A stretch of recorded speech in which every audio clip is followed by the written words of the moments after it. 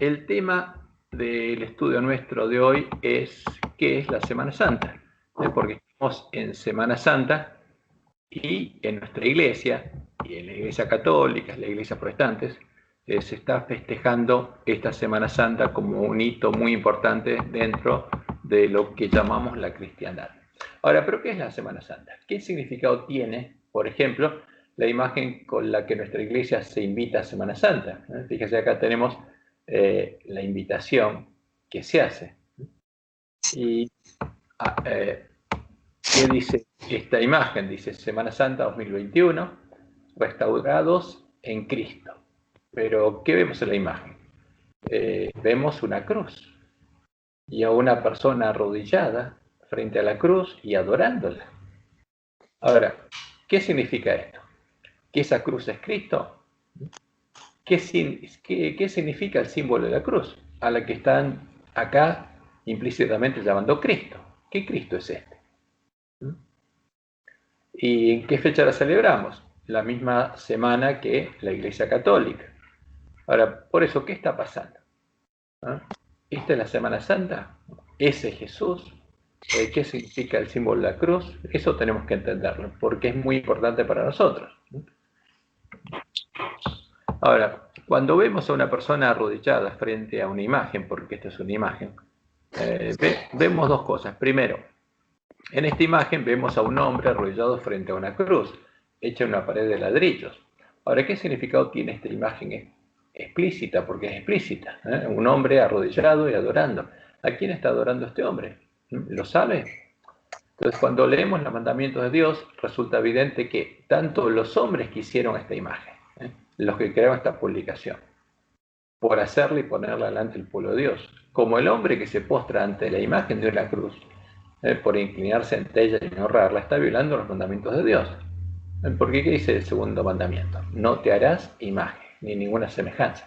Entonces, el hacer la imagen, el que la hace ya está violando. Porque aunque él no la adore, si la hace para que otro la adore, ya está violando los mandamientos. Ahora, el que se inclina y la honra también lo está violando. Entonces, inclinarse ante esa imagen de la cruz y honrarla, está violando los mandamientos de Dios. Porque Dios dice, claro, no te harás imagen ni ninguna semejanza de lo que esté arriba en el cielo, ni abajo en la tierra, ni las aguas debajo de la tierra. No te inclinarás a ellas ni las honrarás, porque yo soy Jehová tu Dios. Entonces, ¿se está adorando a Jehová? No. Ese es el problema. Entonces, estamos violando abiertamente los mandamientos de Dios. Entonces, si estamos violando abiertamente los mandamientos de Dios, ¿puede Dios bendecir al pueblo adventista, a los que participan en estas reuniones? No, no, de ningún modo. Y vamos a ver qué otras cosas están pasando, porque esta es la razón por la cual las vírgenes estarían en la condición del ángel de la Odisea. Porque tendrían sus ojos cerrados a la palabra de Dios y no sabrían qué es lo que estaría pasando y no verían cuál es su condición, ni a qué le estarían orando. La adoración de la imagen de una cruz no es una costumbre cristiana, es una costumbre pagana antigua que se practicaba en el Imperio Romano y fue introducida en medio de la Iglesia de Roma en el tiempo de la apostasía. Para los paganos, la imagen de la cruz es una imagen y un símbolo de sus dioses. Acá hay una L de más. Es símbolo de Tamuz, de Horus, de Mitra, el dios hijo del dios Sol, el rey del cielo y padre de todos los dioses, y la diosa Luna, la reina del cielo y madre de todos los dioses. Ese es el sentido. Cuando Satanás cambió de plan y en vez de asesinar a los miembros de la iglesia primitiva, buscó empezar a corromperla, le mostró en visión a Constantino. Al mismo tiempo, el emperador romano y el sumo pontífice romano, porque tenía dos funciones, o sea, desde el punto de vista político, era parte de la cabeza del dragón, y como religioso era el sumo pontífice de Jezabel, una de las cabezas de la gran ramera, ¿no? O sea, era la cabeza de la ramera romana y era la cabeza del imperio romano, porque él era el sumo pontífice de Jezabel, la religión pagana del imperio romano. ¿Y qué le mostró Satanás? Le mostró el símbolo con el que lograría vencer a sus enemigos, a los miembros de la Iglesia de Cristo. ¿Y cuál es ese símbolo? El que está en nuestra iglesia y al que está adorando a este hombre, ¿no? En la imagen, y al que justamente honran nuestros ministros. Entonces, ¿qué tenemos acá? Fíjense ahí arriba, Deo Sole, Sol Invicto, o sea, el Dios Sol. El Dios Sol Invicto, ¿quién era? Es Mitra. Y acá está en una ilustración, que después vamos a ver más amplia, está el Dios Sol, está la diosa Luna, fíjense acá arriba está, este es el Dios Sol, con los rayos, acá está la Luna, y en sus manos la Luna tiene cruces, que es un símbolo de las estrellas, los hijos del Dios Sol. Y el principal era Mitra, el dios hijo del dios Sol y la diosa Luna. Por eso es el dios Sol invicto. Y esa es la imagen que Satanás le mostró a Constantino, el sol con la cruz en el medio. ¿Símbolo de qué? De Mitra, el dios hijo. ¿Y qué pasó? Entonces le dijo que esa imagen la introdujera en medio del pueblo de Dios, y la introdujo. ¿Y a qué llama Roma? ¿Cómo llama Roma esa imagen? La llama Cristo, ¿no? Esa es la imagen y el símbolo del dios de Roma, el dios de las fortalezas, al que Balaam, usando cosas sacrificadas a los ídolos, disfrazó de cristiano, creando la doctrina de Jezabel. Entonces, Jezabel, disfrazada de iglesia universal o católica del Imperio Romano, porque la que se disfrazó es la religión pagana del Imperio Romano, en defensa de esta abominación, la abominación del desolador, como dice Jesús, la abominación desoladora de la que habló el profeta Daniel, se embriagó de la sangre de los miembros de la verdadera iglesia de Cristo. Entonces aquí está la imagen que Satanás le mostró a Constantino, que la iglesia católica adora y llama a Cristo, y que es una hipóstasis del sol. Entonces ahí está justamente la doctrina de Jezabel, el dios sol y sus tres hipóstasis. Entonces el sol es el Padre, el Sol es el Hijo y el Sol es el Espíritu Santo. Por eso son las tres hipóstasis del Sol. O sea, Deus, que es Dios, el Sol, el Dios de Roma, es el Padre, es el Hijo y es el Espíritu Santo. Ese es el significado de estas imágenes. Acá tenemos tres imágenes de hombre. Y Dios nos prohibió hacernos imágenes de hombre y adorarlas, porque no lo podemos asemejar a nada de lo creado. Y estas tres imágenes de hombre es lo que adora Roma.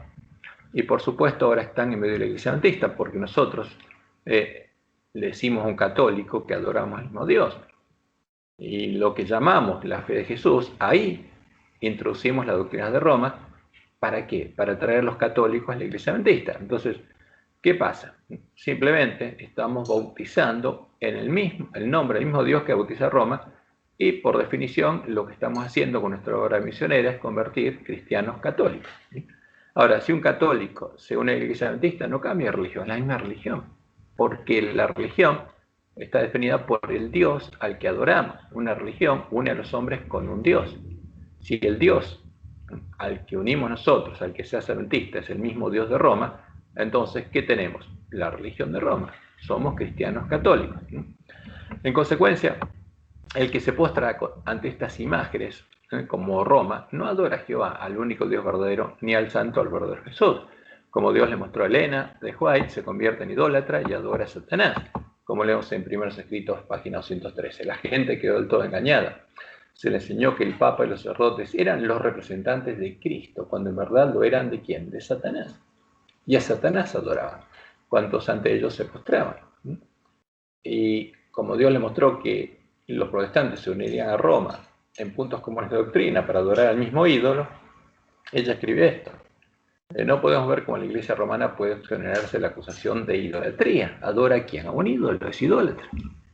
Y la adoración de ese ídolo, y esta es la religión que los protestantes están comenzando a considerar tan favorablemente y que eventualmente se unirá con el protestantismo. O sea, los protestantes se unirían a Roma, y eso ya pasó. ¿Para adorar a qué? Al mismo Dios, al Dios de la Trinidad, y a Jesús definido en la doctrina de la Trinidad. Ahora, ¿cuándo la imagen de la cruz empezó a ser exhibida públicamente en las iglesias católicas? Como lo explica Roma en el artículo 1161 de su catecismo, fue a partir del Concilio de Nicea II, en el año 600, en el que, guiada por el Espíritu Santo que habita en ella, o sea, por los espíritus de demonios, para adorar a su Dios, a Baal, Roma decidió lo siguiente. Fíjense, esto es lo que decidió en ese concilio. Dice, siguiendo la enseñanza divinamente inspirada de nuestros santos padres y la tradición de la Iglesia Católica, pues reconocemos ser del Espíritu Santo que habita en ella. ¿De dónde viene esa tradición? Del Espíritu Santo que habita, ¿dónde? En Babilonia. Pero si es habitación de demonios, ¿a qué llama Espíritu Santo? a los demonios, a los espíritus de demonios. Definimos con toda exactitud y cuidado que las venerables y santas imágenes. Ahora, pero Dios prohibió hacer eso. ¿Pero qué la iba a hacer Satanás a Roma? El Espíritu Santo que habita en ella. A adorarlas. Que las venerables y santas imágenes, como también la imagen de la preciosa y vivificante cruz. Ahora, ¿la cruz puede dar vida? No, la cruz mata. La cruz mató a Jesús. Es el instrumento con que se mató al Cordero de Dios. El único que puede dar vida es Dios. No el instrumento, que es el equivalente, es el antitipo del cuchillo, el sacrificio donde se degollaba el cordero. Entonces, cuando uno llevaba un corderito y tenía que sacrificarlo, agarraba un cuchillo y después de confesar los pecados en la cabeza del cordero, tenía que degollarlo. Entonces, la cruz es el instrumento con el que se mató a Jesús. ¿Es el antitipo de qué? De el cuchillo. Además, no era una cruz, era un madero, porque los romanos adoraban a la cruz. No iban a hacer el sacrilegio de colgar a ladrones en la cruz. Era una abominación para ellos, un sacrilegio. Ellos adoraban la cruz. Simplemente lo clavaban en un madero, como dice Hechos. Y después introdujeron en la Biblia católica a la cruz, simplemente para engañar al pueblo de Dios, porque es para que la adoremos, como la hace Roma. Entonces empezaron a adorar a la imagen de la preciosa y vivificante cruz, tanto las pintadas como las de mosaico u otra materia conveniente, y definieron, como dice, definimos, que se exponga en las santas iglesias de Dios. Entonces, a partir de ese momento, una iglesia católica quedó identificada por la existencia de una cruz. Tenía que tener cruces para identificar a quién se adoraba, ¿no? Y por supuesto, como dice ahí en el Concilio de Nicea II, empezaron a adorar a todas las otras imágenes. Y a partir de ese momento, la presencia de la imagen de una cruz en el edificio de una iglesia la identifica como una iglesia católica, un templo en el que se adora al Dios de Roma y en el que habita el Espíritu Santo que inspiró a Constantino y habita en Roma. Acá tenemos, por ejemplo, una iglesia católica. ¿Qué tiene? Una cruz, símbolo de que es católica. Y acá, ¿qué tenemos? Un altar a la Virgen. Esta es una iglesia católica. Acá tenemos una iglesia católica más moderna, con la cruz arriba y la cruz acá. ¿Esto es símbolo de qué? Que en esta iglesia se adora al dios Sol, porque es la iglesia de Baal, porque ese es el símbolo, el significado de la cruz para todos los paganos, desde la antigüedad. ¿Y qué pasa con el polantista? En vez de reparar la brecha hecha por el Papa, la Santa Ley de Dios, el exponer las imágenes de una cruz en el frente de un templo es la costumbre que también se introdució en la iglesia adventista, identificando nuestros templos como iglesias católicas en las que se adora al Dios de Roma. Acá tenemos nuestros templos.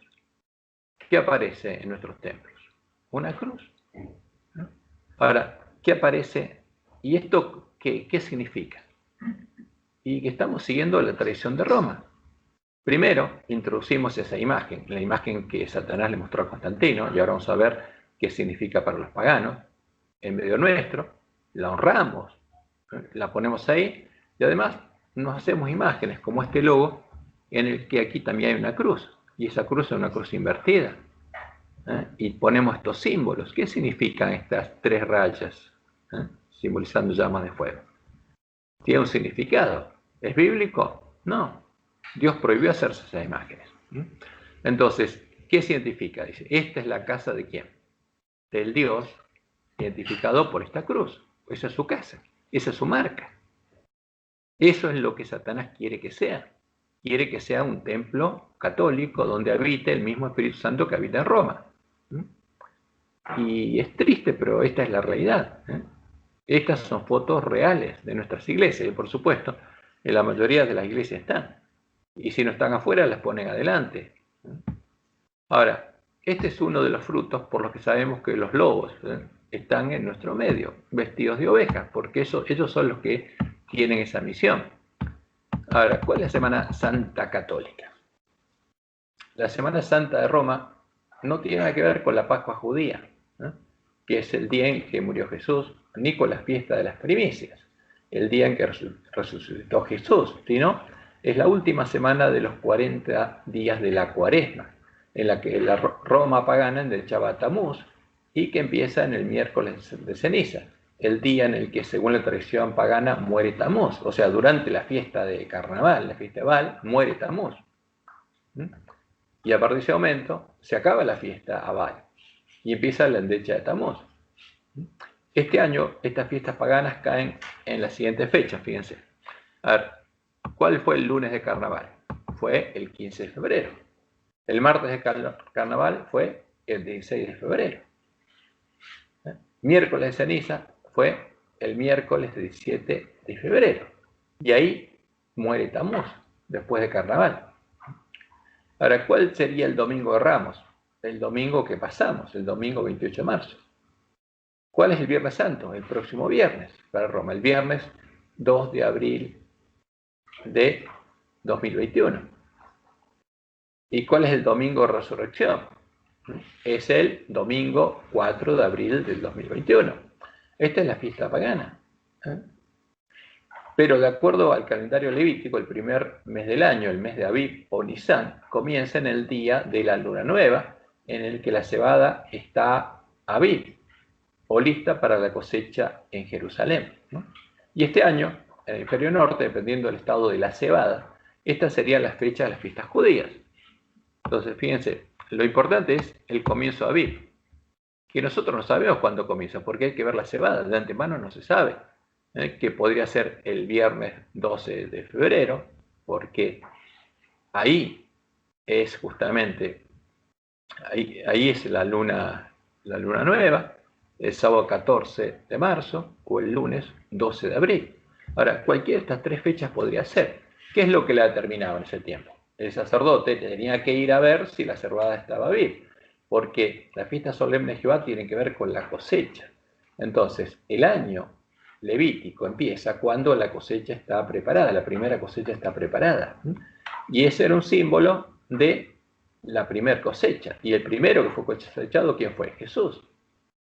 Porque él fue la primicia, y con él las otras primicias que fueron ofrecidas en el día de las primicias. Pero tenía que estar ahí, tenía que estar preparado. Porque ahí empezó su ministerio, cuando estaba preparado. Entonces nosotros no sabemos cuál de estas tres. Pero fíjense que el primero Abib puede ser un viernes, sábado o un lunes. ¿Y qué nos da eso? Que el día 10 de Abib, que fue el día en que Jesús entró a Jerusalén, puede caer, si fuera la fecha del 12 de febrero, caería el domingo 21 de febrero, o si no, cae el martes 23 de marzo o el miércoles 21 de abril. Cualquiera de los tres. No cae en domingo. ¿Qué quiere decir eso? Que el domingo de Ramos, que según la tradición romana Jesús entró a Jerusalén, no tiene nada que ver, es un verso. El domingo de Ramos era cuando le llevaban ramos de flores a quién, a Tamuz. Y esa ofrenda a Tamuz después se quemaban y se guardaban las cenizas para el próximo miércoles de ceniza, es lo que hace Roma. Entonces, ahora, ¿cuándo caería la Pascua? Entonces, si en el caso de la primicia que Abib comenzara en la luna nueva de febrero, caería el jueves 25 de febrero. Si hubiera comenzado Abib el 14 de marzo, caería esta Pascua ¿cuándo? Este sábado que viene, el 27 de marzo. No cae el viernes. Pero según la fiesta pagana, el Viernes Santo, que equivaldría a la Pascua, cae este viernes 2 de abril. Pero no, la Pascua caería el 27 de marzo.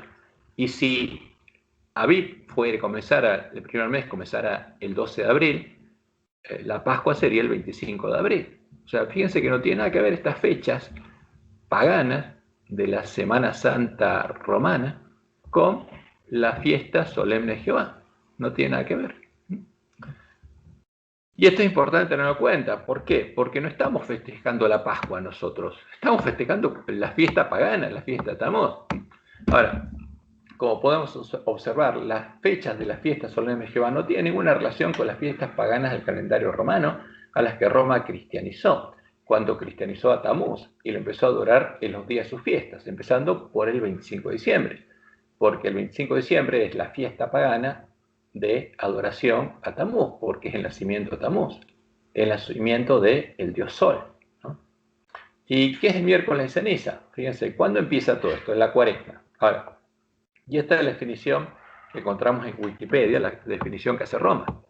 El miércoles de ceniza es un día santo cristiano, de oración y ayuno. ¿Qué tiene que ver esto con la iglesia cristiana? Y con Cristo nada. Es el día que muere Tamuz. Está precedido por el martes de Carnaval y es el primer día de Cuaresma. Ahora, ¿qué tiene que ver la Cuaresma? Que es la endecha de 40 días a Tamuz con el cristianismo. Simplemente que Roma cristianizó a Tamuz y a la Cuaresma, porque adora a Tamuz. Entonces, y es el primer día de Cuaresma, el periodo de 6 semanas de penitencia antes de Pascua. Entonces, ¿qué pasa con los católicos? Tienen que hacer 6 semanas de penitencia antes de Pascua. Es el primer día de la Cuaresma en los calendarios litúrgicos católicos y anglicanos, como así también de diversas denominaciones protestantes, luterana, metodista, presbiteriana y algunas bautistas. Ahora, ¿qué nos falta a los adventistas para estar dentro de ese grupo? Y festejar también la Cuaresma, ya que festejamos la Semana Santa, que es la última semana de la Cuaresma. ¿Por qué no festejamos la Cuaresma? Estamos, de hecho, festejando la Cuaresma y adorando a Tamuz. Y fíjense lo que sigue diciendo, se celebra 40 días antes del domingo de resurrección. ¿De quién? ¿El domingo de resurrección de quién? De Tamuz. Porque ese es el día en que muere Tamuz y el domingo de resurrección es el de Tamuz. No tiene nada que ver con Cristo, con el verdadero Jesús. Tiene que ver con el Cristo babilónico, que marca el final de la Semana Santa. Entonces, ¿cuál es la Semana Santa?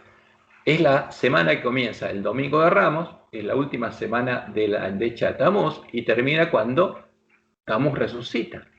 ¿Qué pasa el domingo de Ramos? No tiene nada que ver con la entrada a Jesús a Jerusalén. Si Jesús hubiera muerto un viernes, hubiera caído la Pascua un viernes, él hubiera entrado el 10, hubiera entrado el lunes, no un domingo, ¿no? El domingo de Ramos es cuando llevan ramos para endechar a Tamuz. Por eso es la costumbre de los paganos de llevar flores al cementerio, porque viene de ahí los ramos de flores. Y ese es el domingo de Ramos. Entonces, ¿qué pasa el miércoles de ceniza? Se marca en la frente a los hombres con la ceniza y se pone el símbolo de Tamuz, se pone la T de Tamuz en la frente. Y fíjense lo que dice acá, la ceniza cuya imposición constituye el rito característico de esta celebración litúrgica. ¿Cuál? El marcar en la frente con una T de Tamuz con la ceniza, ¿no? Se obtiene de la incineración de los ramos bendecidos en el domingo de Ramos del año litúrgico anterior. ¿Por qué? Se va a adorar a Tamuz y esos ramos quedan ahí, los queman, y el año siguiente se usa esa ceniza, ¿para qué?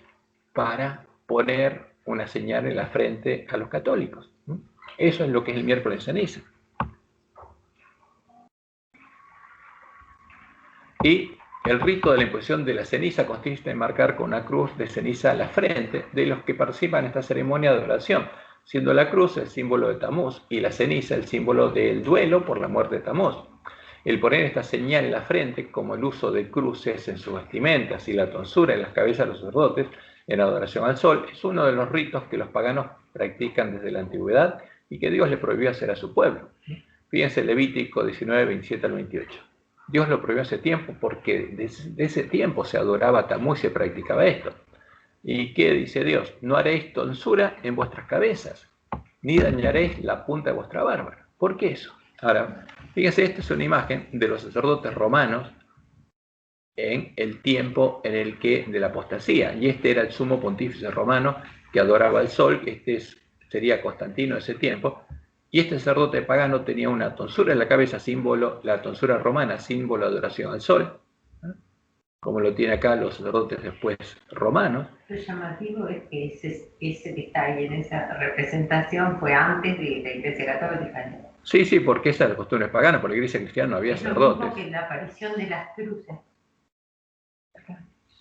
Entonces, Domingo de Guzmán, tonsurada la romana, fíjense, en el siglo XV. ¿Por qué?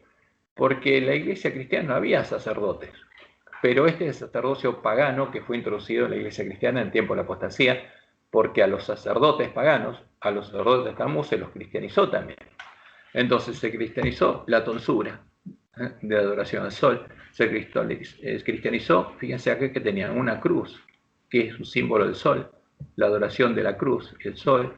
Se cristianizó la vestimenta pagana, como acá está el gorro, la mitra de Dagón, de la adoración de Dagón, toda la vestimenta pagana, todo eso se cristianizó.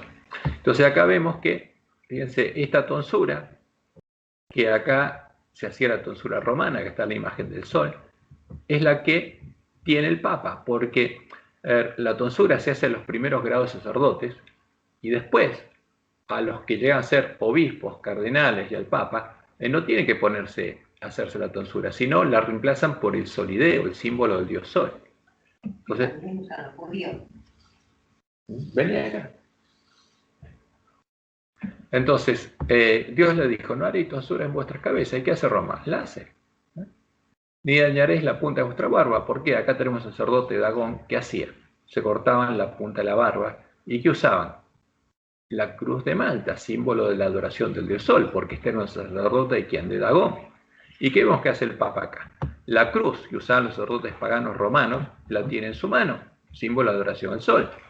¿Qué tiene además? Tiene el solideo y tiene las cruces de Malta, que son símbolo de que es un sacerdote de quién, del sol, de Baal, porque es un profeta de Baal, un sacerdote de Baal. Entonces todos los símbolos paganos los tienen. ¿Y qué dijo Jehová además? Y no haréis rasguño en vuestro cuerpo por un muerto, ni imprimiréis en vosotros señal alguna, porque los paganos se hacían rasguños y además imprimían señales, como hace Roma en la Cuaresma. Fíjense lo que hay acá. Ahora, este es un símbolo de Nimrod, el dios o Asur, como lo adoraban los asirios, que tenía el dios sol con alas, que es el toro, el becerro, y tenía la punta de la barba cortada. Ahora, el símbolo de Asur era tanto el becerro como la cruz de Malta, porque es lo mismo, adorar una cruz o postrarse ante el becerro, como hizo Israel, es lo mismo. Y acá, ¿qué tenemos? Fíjense, un sacerdote de Baal, con las cruces de Malta. ¿Y qué están haciendo acá? Un sacerdote está poniendo una cruz de ceniza en la frente de esta chica que va a adorar, como símbolo de adoración de Tamuz. Esto es lo que hacen en miércoles de ceniza. Y ahí empieza la endecha de Tamuz. ¿A quién está adorando? A Baal. ¿Se puede cristalizar esta adoración? No, vamos a ver que no. Y en la Cuaresma se pone en la frente de los engañados la marca de pertenencia de adoración a Tamuz. Fíjense, el pueblo de Dios va a tener en su frente el sello de Dios, el nombre de Dios. Y el pueblo que adora a Tamuz va a tener la marca de la bestia. Y esa cruz es la señal de la bestia. Ahora, vamos a ver el significado pagano del símbolo o la imagen de la cruz. ¿Qué significa para un pagano el símbolo de la cruz, la señal de la cruz? Para todos los paganos dispersos en Babel, la cruz es el símbolo del dios sol, el símbolo de los rayos que salen del sol, y su uso en sus vestimentas identifica a sus sacerdotes como sacerdotes del dios sol, sacerdotes de Baal. Por esa causa, Dios nos prohibió usar o hacer representaciones de todas estas imágenes paganas, porque la imagen de la cruz también es un signo por medio del cual los paganos adoran a Satanás y a los demonios, el signo con el que Satanás practicó que vencería a sus enemigos. Acá tenemos a los egipcios. Y este es Ra, el dios de Egipto. Fíjense cómo lo dibujan, como el sol con la cabeza de serpiente, porque Satanás es la serpiente. Ellos directamente adoran al dragón. ¿Y cuáles son los símbolos de Ra? La cruz es un símbolo de Ra. La cruz de ese modo, o en este modo, o este, o esta, o directamente la cruz dentro de un círculo, es un símbolo de ¿quién? Del sol. Simplemente es esto. Y acá tenemos otra forma de la cruz. Entonces, todos estos símbolos son símbolos, fíjense, las cruces y todos esos símbolos son símbolos de adoración del sol. Ahora, ¿qué tiene que ver esto con Jesús? Nada, tiene que ver con Baal. Es el dios de la gran ciudad que se llamaba Babilonia, Sodoma y Egipto. Y acá los egipcios directamente, cuando ponían la pirámide y decían que la punta se postraba el dios Ra, el dios sol, a Ra como lo identificaba, fíjense, es una serpiente con alas. Este es Ra, es la serpiente con dos cabezas y dos alas, porque el dios sol es la serpiente. Y acá la ponen directamente, fíjense, acá está Ra, es el dios sol, con 2 cabezas y alas. Es el sol que vuela. Este es el dios de Egipto. Y los asirios y los babilónicos lo representaban como el sol, también con alas. Porque este es, y le ponía una cabeza de hombre. Y esa era la cabeza de Nimrod, que había subido al cielo. Y después le llaman Asur o Marduk. Este es el dios sol.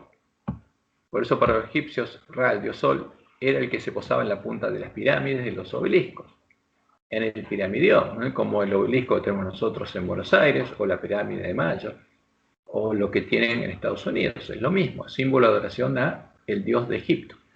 Símbolo del punto de unión entre la tierra y el cielo, y lo representaban como una serpiente alada, la serpiente del Edén. ¿Por qué? Porque en el Edén la serpiente emplumada tenía alas, como lo adoran los mayas y los aztecas. Y por las imágenes de sus cruces. Los asirios también representaron al dios Sol con un círculo con alas y una cola emplumada, y le dieron forma de hombre, con torso de hombre, con la cara de Nimrod, el hombre que se convirtió en el dios Sol, y con barba recortada. Y lo llamaron Asur, o simplemente incluyeron una cruz de Malta dentro del círculo solar.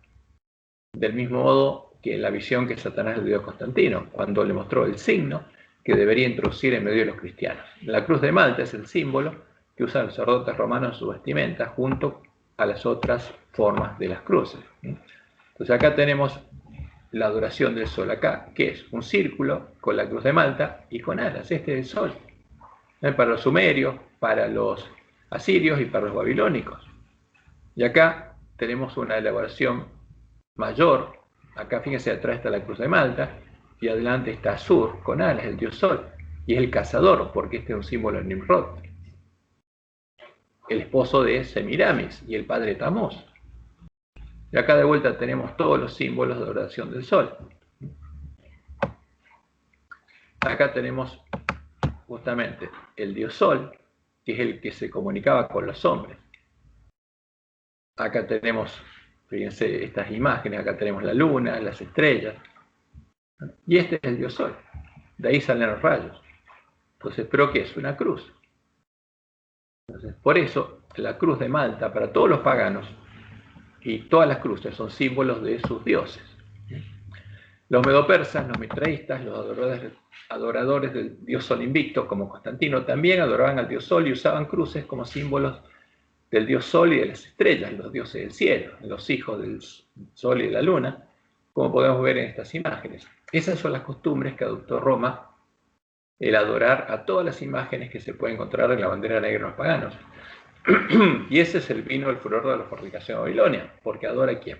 Al dragón. Entonces estas son las imágenes que vimos de Asur, un sacerdote de Asur. Fíjense que tiene la cruz de Malta, que tiene el Papa. Lo mismo. ¿Y cuál es la medalla que otorga? Acá está. Este es el dios de Roma. Ese es el símbolo de la cruz.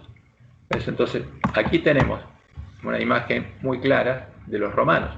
Acá tenemos al dios Sol, la diosa Luna con las cruces en las manos. Acá tenemos al hijo, Mitra,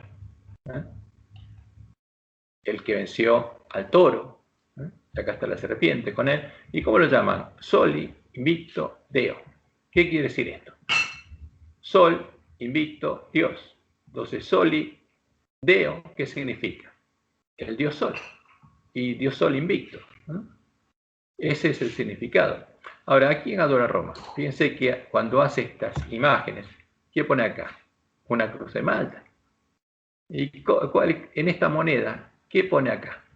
Soli, Deo, gloria. ¿Qué significa? Sol, Di, Deo, gloria. Al dios Sol sea la gloria.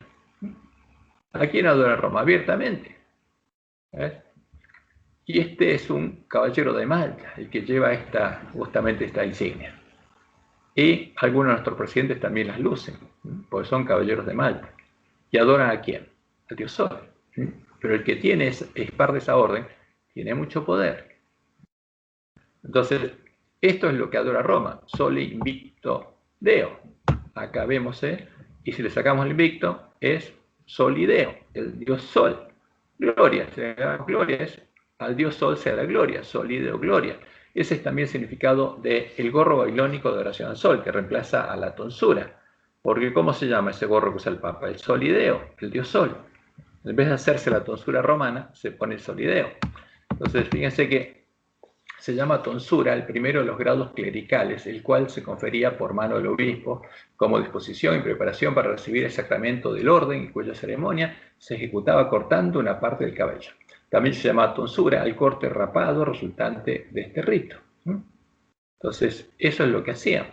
Pero ¿qué pasa con el Papa? No tiene que hacerlo, eso es para los primeros grados clericales. Y acá hay una imagen, fíjense, una fila de clérigos esperan para ser sometidos a tonsura en una ilustración de un manuscrito bizantino. Están esperando al peluquero, digamos. Y acá está la tonsura, Diego Guzmán, y está Juan Pablo II con el solideo. ¿Por qué? Porque adora al dios sol. Fíjense, el cardenal John Henry Newman escribiría en su ensayo sobre el desarrollo de la doctrina cristiana que el uso de la tonsura de origen pagano fue santificado por su adopción en la iglesia. Entonces, ¿qué es esto? Es pagano.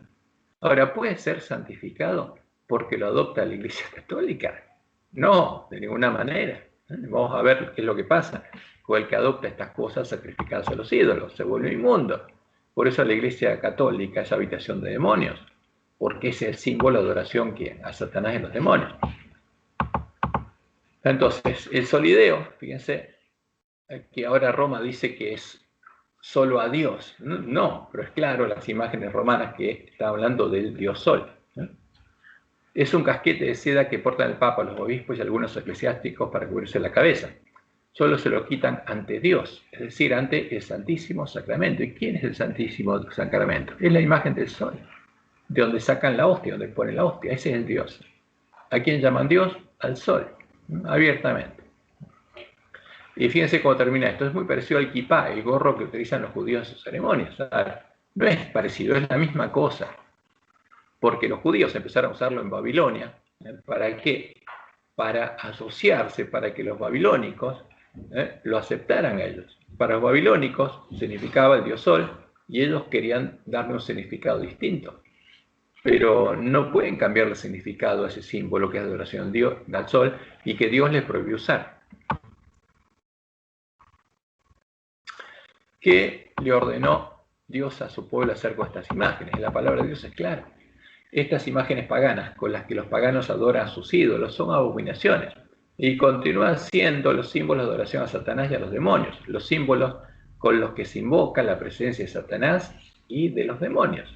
Y no pueden estar en medio del pueblo de Dios. O sea, porque si invocamos a los demonios, Dios no va a estar. Y si invocamos a Jehová y Jehová viene, los demonios se tienen que ir. Entonces, fíjense lo que leemos en Deuteronomio 12, 1 al 3.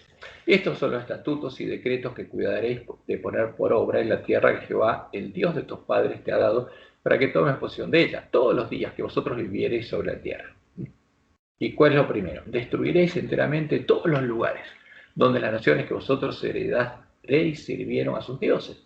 O sea, no se puede adorar en un templo pagano a Jehová, ni en el lugar donde se estableció un altar pagano a Jehová. Hay que destruir ese lugar, porque ese es el lugar donde habitan los demonios. Fíjense, sigue diciendo, derribaréis sus altares y quebraréis sus estatuas y sus imágenes de acera consumiréis con fuego. Ahora, ¿qué hizo Roma? Las cristianizó. ¿Se puede cristianizar? No, es un engaño para los hombres. Pero siguen siendo las imágenes con las que Roma adora a Satanás. Y destruiréis las esculturas de sus dioses y raeréis su nombre de aquel lugar. Y en Éxodo 23:13 leemos, y todo lo que os he dicho guardadlo, y nombre de otros dioses no mentaréis, ni se oirá de vuestra boca. Ahora, ¿cuál es nuestro Dios? ¿Podemos decir que es el Dios de Roma, el Dios de la Trinidad? No, Dios nos prohibió, ni se tiene que escuchar de nuestra boca. Ahora, ¿pero qué aparece en nuestras creencias fundamentales? Que adoramos al Dios de la Trinidad, al Dios de Roma. Pero si Roma adora a los demonios, ¿a quién adoramos? Y esa es la razón del estado del ángel de la Odisea, porque Dios nos prohibió hacer lo que el pueblo adventista está haciendo. Porque el pueblo adventista tiene que reparar la brecha y tiene que deshacerse de los errores, no introducir los errores de Roma en la iglesia adventista. Y en Éxodo 23-24 leemos, no te inclinarás a sus dioses, ni los servirás. O sea, ¿podemos inclinarnos ante la imagen de una cruz? No. ¿Lo podemos adorar? ¿Podemos junto a los paganos adorar a lo que ellos adoran? No. Ni harás como ellos hacen. ¿Pero qué estamos haciendo? Lo mismo que ellos. Antes los destruirás del todo y quebrarás totalmente sus estatuas. ¿Puede ser santificado algo inmundo, algo sacrificado a los demonios, como dice Roma que hace? No, de ninguna manera. Lo inmundo contaminará al que lo toque y lo hará inmundo. Así estaba el pueblo que había vuelto a Jerusalén a reedificar el templo de Jehová. Y así estaría el pueblo de la iglesia remanente, antes que se hiciera todos los errores heredados de los paganos y de los papistas. Por eso Dios le dijo al pueblo antista que tenía que deshacerse de sus errores. Y después de eso, los lugares asolados serían reedificados. Y leemos en Ageo 2, del 11 al 15. Así ha dicho Jehová a los ejércitos. Pregunta ahora a los sacerdotes acerca de la ley, diciendo, ¿a quién le tenía que preguntarle? A los sacerdotes que tenían que enseñarle la ley al pueblo, a los pastores. Es como si dijera a los pastores adventistas, pregúntales. Si alguno llevare carne santificada en la falda de su ropa y con el vuelo de ella tocare pan o vianda o vino, aceite o cualquier otra comida, ¿será santificada? Y respondieron los sacerdotes y dijeron, no. Porque no se santifica las cosas por mezclarlas con cosas santificadas. Y dijo Ageo, si un inmundo, a causa del cuerpo muerto, o sea, si alguien que toca las cosas inmundas de Babilonia, tocar alguna de estas cosas, ¿será inmunda? Y por supuesto que eso sí contamina. Y respondieron los sacerdotes y dijeron, inmunda será. Y respondió Ageo y dijo, así es este pueblo y esta gente delante de mí, dice Jehová, de asimismo toda obra de sus manos y todo lo que aquí ofrecen es inmundo. Ahora, mientras ese pueblo estuviera contaminado de las cosas inmundas, todo lo que le ofrecerían a Dios en el templo sería inmundo. ¿Qué pasa con el pueblo adventista? Semana Santa. ¿A quién está adorando? ¿Con qué se está contaminando? ¿Es inmundo? Sí, es inmundo. Y todo lo que ofrece en un templo adventista es inmundo, hasta que no se salga de todas las inmundicias de los paganos y los papistas. Por eso Jehová le dice, ahora pues meditad en vuestro corazón desde este día en adelante, antes que pongan piedra sobre piedra en el templo de Jehová, antes que el pueblo adventista pueda ser hecho parte del templo de Dios y pueda ser hecho columna del templo de Dios, tiene que deshacerse de todos los errores de los paganos y los papistas, tiene que ser limpiado, porque si no recupera el conocimiento de la verdad y es limpiado, no puede ser hecho parte del templo de Dios. El pueblo que está en medio de la iglesia de Roma no sabe dónde está y no sabe a lo que está adorando. No sabe que la bestia religiosa adora al dragón. En cambio, el pueblo al que Dios le encargó reparar la brecha hecha por el Papa en la Santa Ley de Dios para que los lugares asolados por el hombre pecado puedan ser reedificados, debería saberlo y debería estar predicándoles el mensaje de los tres ángeles a sus hermanos que se encuentran en medio de las iglesias caídas, porque esa es nuestra misión. Ahora, ¿pero qué estamos haciendo? ¿Estamos haciendo eso? No. Estamos uniéndonos a ellas en la misma adoración. En cumplimiento de la profecía, después de dormirse y que vinieran a nosotros los siervos de Jezabel, los lobos vestidos de ovejas, el pueblo de Dios estaría comiendo y bebiendo la comida y la bebida de los borrachos, como dijo Jesús, y estaría cometiendo las abominaciones que Dios anunció en Ezequiel 8, adorando y endechando incluso a Tamuz con otras mujeres, con Jezabel y con las iglesias caídas durante la Cuaresma y la Semana Santa, la semana de la resurrección de Tamuz. Y en Ezequiel 8, 14 al 15 leemos, y me llevó a la entrada de la puerta de la casa de Jehová, que está al norte, la puerta que viene a Babilonia. Y aquí que mujeres estaban allí sentadas endechando a Tamuz. ¿Dónde? Venían del norte de Babilonia, estaban ahí con el pueblo de Dios, endechando a quién? A Tamuz. No adorando a Jehová, endechando a Tamuz. ¿Cuándo? En la Cuaresma. Luego me dijo, ¿no ves, hijo de hombre? Vuélvete aún, verás abominaciones mayores que estas. Y al hacer esto, como Israel en Sittim, el pueblo adventista se estaría contaminando con estas mujeres y con sus ídolos, con sus imágenes, adorando con ellas al Jesús al que ellas adoran, endechando con ellas a Tamuz. Como entonces, ayudado por Balaam, el rey enemigo estaría alcanzando su objetivo y los que se contaminaran con estas mujeres y con sus ídolos no podrían entrar a Canaán y ser hechos parte del templo de Jehová. Morirían antes que el pueblo de Dios entrara a Canaán. Como leemos en Números 25, 1 y 2. Moraba Israel en Sittim y el pueblo empezó a fornicar con las hijas de Moab. las cuales invitaban al pueblo a los sacrificios de sus dioses. ¿Y dónde fornicaban? En sus fiestas, porque eran orgías los sacrificios. Ahí cuando hacían sacrificios a sus dioses, hacían orgías públicas. Y el pueblo comió y se inclinó a sus dioses.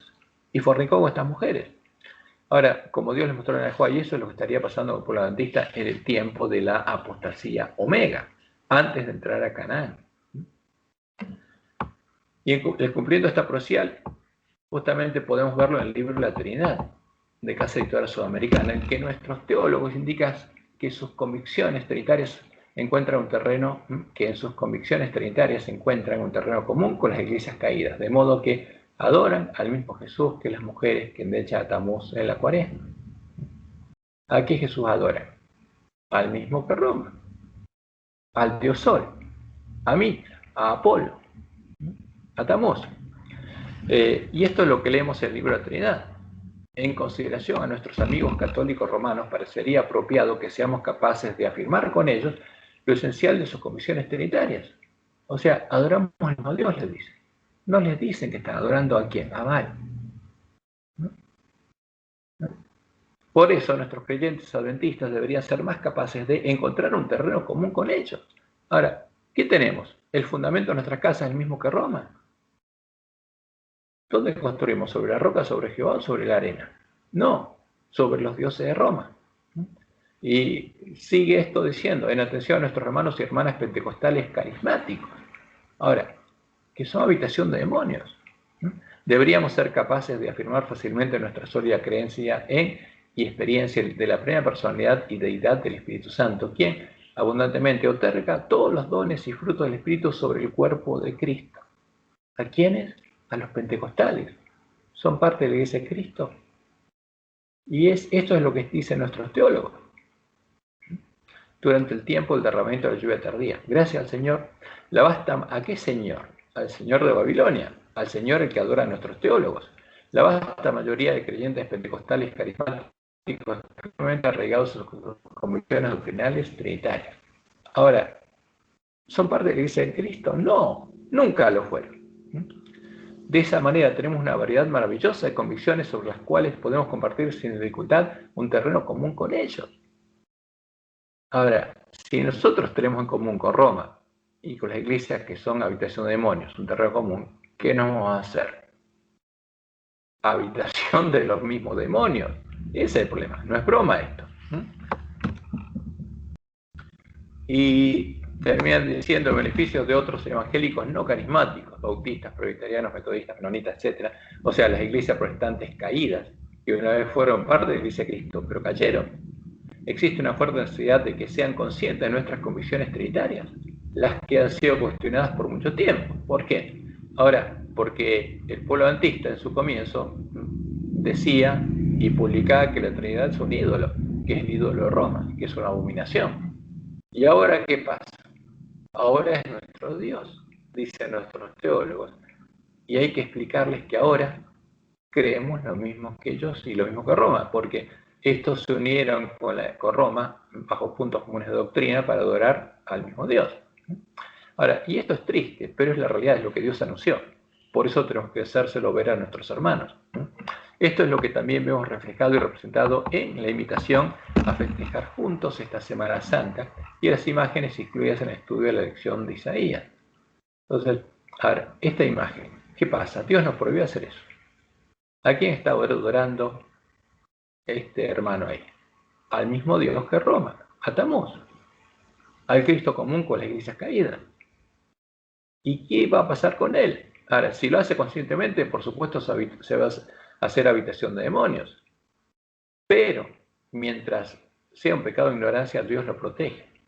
Entonces, ¿qué estamos haciendo nosotros? Invitando a los católicos para adorar al Dios de los católicos en una iglesia adventista. Para adorar a Tamuz en la iglesia adventista.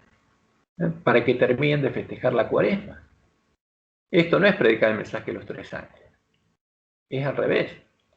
Es estar comiendo y bebiendo de la mesa de los borrachos y compartiendo con ellos. Y preparando al polantista para que se haga habitación de demonios. Esa es la realidad. Y estas son las imágenes que vimos en nuestra lección. Ahí está Fíjense, Zeus, el Dios Padre, enviando un rayo al pecador, y acá está ese Dios Hijo que se pone en el medio. Acá tenemos un ejército de cruzados que tiene la señal de la cruz, símbolo del Dios Sol, que van a la batalla en defensa del Sol. Esta es la bandera negra de los paganos, no tiene nada que ver con la bandera de la iglesia primitiva. Y acá tenemos las imágenes que aparecen en nuestra lección. Se supone que nuestra misión es llevar a todos los hombres al Sol con la cruz en el medio, al Dios de Constantino, a este. Esa es nuestra misión. ¿Que hacer que todos los hombres adoren a la imagen de la bestia y reciban su marca? No, esa es la misión del falso profeta. La misión del polantista es contraria a esta. Pero esta es la realidad. ¿A quién están llevando los lobos a adorar al Sol? A nosotros. A los adventistas del séptimo día. Porque la iglesia adventista del séptimo día se está adorando al Dios de Babilonia. Y eso es lo que estamos haciendo en Semana Santa. Y es una realidad. Ahora, ¿qué está pasando? ¿Qué estaría pasando en el pueblo de Dios, como Dios lo anunció? Los lobos vestidos de ovejas le estarían dando de comer y beber del alimento de la vida de los borrachos a nuestros teólogos. En la facultad de teología le dan a comer eso. Y nuestros teólogos salen de ahí ¿a qué? A darle eso al pueblo adventista. Y esta es la causa por la que Dios debería enviarnos al profeta Elías, a los siervos fieles, que deberían darles el verdadero alimento a tiempo a sus hermanos, como Jesús lo anunció. Porque las vírgenes habrían dormido y no sabrían lo que estaba pasando, como leemos en Ezequiel 9:3-6. Y la gloria del Dios de Israel se elevó de encima del querubín sobre el cual había estado al umbral de la casa. Y llamó Jehová al varón vestido de lino, que tenía en su cintura el tintero escribano. Y le dijo Jehová: pasa por en medio de la ciudad, por en medio de Jerusalén, no en Babilonia. Porque esto estaría pasando en Jerusalén, en la iglesia remanente, en la iglesia militante, el remanente de la iglesia militante. Y ponles una señal en la frente a los hombres que gimen y que claman a causa de todas las abominaciones que se hacen en medio de ella, en medio de Jerusalén. ¿Y comenzarían por quién? Por los varones ancianos que estaban delante del templo, adorando a quién? Al sol y a Tamuz. Y dice Elena, notemos con cuidado este punto: aquellos que reciben la marca pura de la verdad, que el Espíritu Santo estampó en ellos, que el verdadero Espíritu Santo estampó en ellos, son los que se angustian y lloran por todas las abominaciones que se cometen en la iglesia. Y especialmente en la obra final de la iglesia, en el tiempo de sellamiento de los 144.000 que adventistas, que permanecerán sin mancha ante el trono de Dios, sentirán más profundamente los errores del pueblo elegido de Dios. Porque esto pasaría en medio de ¿quién? Del pueblo elegido de Dios, en medio del pueblo adventista. Y por eso en Joel 2:1 Dios nos dice: tocad trompeta en Sión y dad alarma en mi santo monte. Tiemblen todos los moradores de la tierra, porque viene el día de Jehová, porque está cercano. ¿Cuándo nos daríamos cuenta? Cuando viéramos brotar las hojas de la higuera.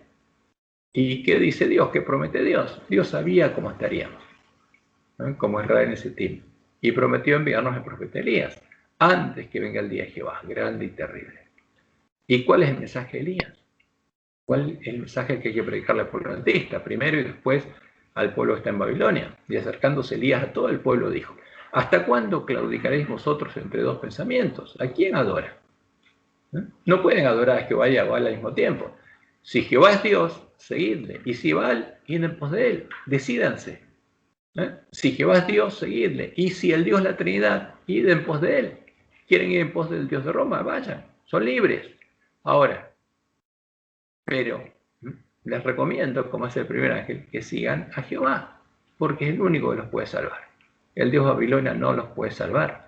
Lo único que puede hacer es llevarlos a conocer las profundidades de Satanás, como hizo con los apóstatas de la iglesia primitiva. Y por eso Dios nos dice: ¿quién es pues el siervo fiel y prudente, al cual puso su Señor sobre su casa para que les dé el alimento a tiempo? ¿Y qué significa darles el alimento a tiempo? Mostrarles cuáles son las abominaciones que están cometiendo en la iglesia y cuál es la verdad. ¿Cuál es el verdadero significado del mensaje de los tres ángeles? ¿Cuál es el verdadero mensaje de los tres ángeles, el Evangelio eterno? ¿Y cuál es el verdadero Jesús? ¿Cuál es la puerta estrecha? ¿Y cuál es la puerta ancha? Bienaventurado aquel siervo al cual cuando su Señor venga le haya haciendo así. De cierto os digo que sobre todos sus bienes le pondrá. Pero si aquel siervo malo, ¿por qué? No hay siervos malos, pero se pueden convertir en siervos malos si rechaza el mensaje de Dios y se convierten en hacedores de maldad. Pero si aquel siervo malo dijera en su corazón: mi Señor tarda en venir, y comenzare a golpear a sus consiervos, ¿A quiénes? A los que están despertando a sus hermanos. Y aún a comer y a beber con los borrachos. ¿Y cuál es la comida y la bebida de los borrachos? La de la mesa del rey de Babilonia. La comida y la bebida de Jezabel. Vendrá el Señor de aquel siervo en día que éste no espera y a la hora que no sabe, y lo castigará duramente, y pondrá su parte con los hipócritas. Allí será el lloro y el crujir de dientes. Por eso, no es gratuito estar haciendo lo que estamos haciendo los adventistas del séptimo día, adorando a Tamuz. O sea, es muy delicado esto. Esto es muy delicado. Esto es extremadamente delicado. No podemos recibir la bendición de Dios haciendo esto. Y el que lo hace, por supuesto, está engañado, porque está comiendo y bebiendo a la mesa de los borrachos y le da a comer a otro de lo mismo. Y nosotros tenemos que tocar trompetas y mostrarle al pueblo católico proantista que la cuaresma se endecha a Tamuz y que la Semana Santa de Roma es pagana, no tiene nada que ver con Dios. Y el que honra esta Semana Santa está adorando a Tamuz. Y acá explícitamente se está adorando al símbolo de la cruz, al símbolo del dios Sol, el símbolo del dios de Babilonia. Y ese símbolo ha sido introducido en nuestras iglesias y está en la fachada de nuestros templos. ¿Por qué? Porque los lobos quieren que nuestras iglesias se conviertan también en habitación de demonios y quieren que nosotros entremos por la puerta ancha y nos convirtamos en habitación de demonios como ellos. Ese es el mensaje que tenemos que predicar. El mensaje de Elías para que el pueblo de Dios abra los ojos, entienda y vea lo que está pasando y pueda ser salvo. Y tenemos que hacerlo a tiempo, porque cuando llegue el tiempo de angustia, el tiempo de procesamiento del pueblo adventista habrá terminado. Y esto es justamente lo que es la Semana Santa. Y todo el mundo tiene que saberlo.